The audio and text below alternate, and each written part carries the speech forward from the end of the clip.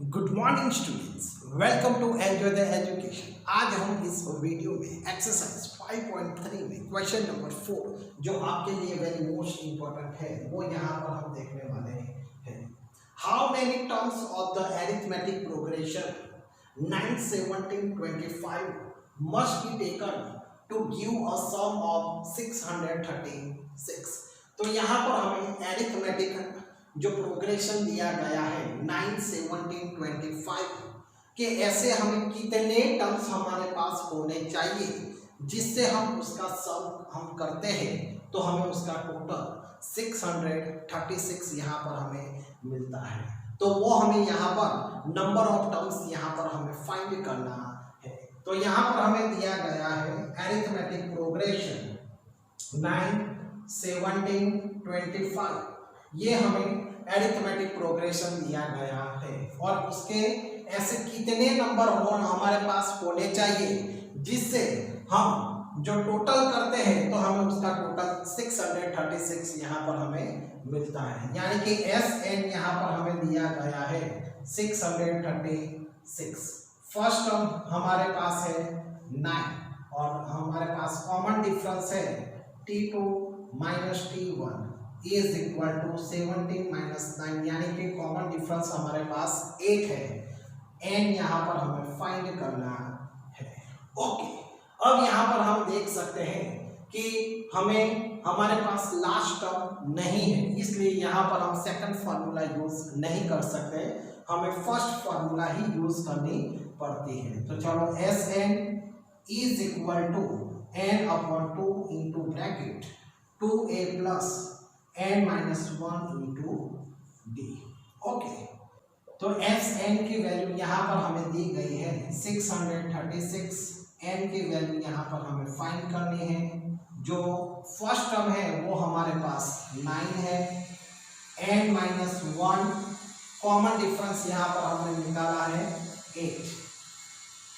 तो 636 is equal to n upon 2 into bracket 9 two 18 plus और n minus 1 का इस 8 के साथ मल्टीप्लिकेशन का रिलेशन है, इसलिए 8 को हम दोनों के साथ मल्टीप्लाई करते हैं। तो 8n माइनस 8 1 जा 8। ओके, अब यहाँ पर हम देख सकते हैं 636 is equal to n upon 2 into bracket 18 में से 8 हम निकाल देते हैं तो 10 मिलता है। 10 minus 10 plus 8n 636 is equal to n upon 2। इस ब्रैकेट में से हम 10 प्लस 8n में से 2 कॉमन निकाल सकते हैं, तो 2 यहाँ पर कट हो जाएगा, तो 5 प्लस 4n, तो 2 यहाँ पर कट हो जाता है। अब इस n का इस ब्रैकेट के साथ मल्टीप्लिकेशन का रिलेशन है, तो n को इन दोनों के साथ मल्टीप्लाई करते हैं तो 5n प्लस 4n स्क्वायर यहाँ पर हमें वैल्यू मिलती है। तो 4n स्क्वायर प्लस 5n, अब 636 को हम राइट साइड पर ले जाते हैं तो माइनस 636 यहाँ पर मिलता है। तो अब यहाँ पर हम देख सकते हैं कि हमें n की वैल्यू फाइंड करनी है और हमारे पास अब डिवीजन की मेथड है।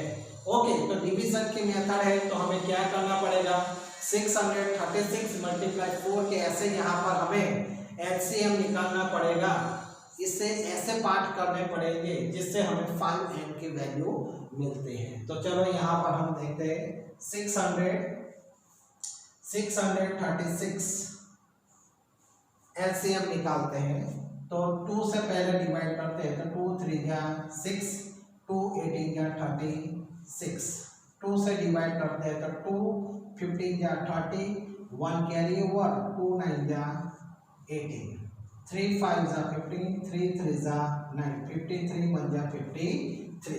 और अभी हमारे पास 2 4 है तो 4 है तो 2 2 जा 4। ओके, तो यहाँ पर हमें कौन से ऐसे यहाँ पर पार्ट हमें करने हैं जिससे हमें प्लस 5n की वैल्यू मिलनी चाहिए। तो हमने पहले तो एलसीएम किसका निकाला, माइनस 636 मल्टीप्लाई 4 का हमें एलसीएम निकालना। तो चलो यहाँ पर हम देखते हैं 3 2 जा 6, 6 2 जा 12, 12 2 जा 24, 24 2 जा 48। तो 53 मल्टीप्लाई 48 हम करते हैं।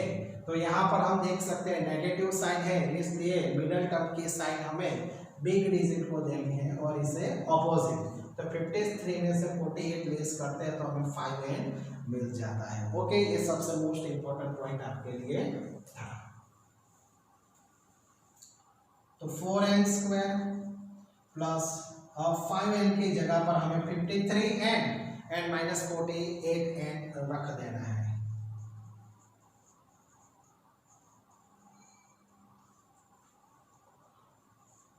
चलो अब यहाँ पर देख सकते हैं इन दोनों में कॉमन कुछ नहीं निकल, n कॉमन निकलता है। तो 4n प्लस 53 हमें पता है कि डिवीजन की मेथड में दोनों ब्रैकेट हमें सेम मिलने चाहिए। तो यहाँ पर हम क्या कॉमन निकाल सकते हैं? तो हमें पहले 4 चाहिए, तो 48 जो है 48 को हम 4 से डिवाइड करते हैं तो 12 मिलते हैं। 12 4 जा 48 यानी कि यहाँ पर हमें 12 कॉमन मिलता है। तो फिर बाद में आपको एक पूरा ब्रैकेट सेम टू सेम रख देना है। तो 4n plus 53 n minus 12 is equal to 0। Okay, चलो अब आगे हम देखते हैं। तो 4n plus 53 is equal to 0 हम करते हैं। तो यहाँ पर हम देख सकते हैं 4n is equal to minus 53, n is equal to minus 53 upon 4, यानी कि n की वैल्यू यहाँ पर हमें माइनस 53 अपॉन 4 मिलती है, जो पॉसिबल नहीं है क्योंकि इम्पॉसिबल है। क्यों इम्पॉसिबल है? क्योंकि n जो है वो हमें नेचुरल नंबर ही चाहिए। तो अब दूसरा नंबर हमारे पास है n minus 12 is equal to 0, यहाँ पर हमें और लिखना है। Therefore n is equal to यहाँ पर हमें 12 वैल्यू मिलती है। तो यहाँ पर हम देख सकते हैं कि जो नंबर ऑफ टर्म्स है वो नंबर ऑफ टर्म्स यहाँ पर हमें 12 मिलते हैं। तो चलो यहाँ पर हम आंसर लिख देते हैं 10 12 terms of the arithmetic progression must be taken to give a sum of 636। तो यहाँ पर हमारे पास 12 टर्म्स होने चाहिए जिससे हमें 636 यहाँ पर हमें उसका टोटल मिले। ओके।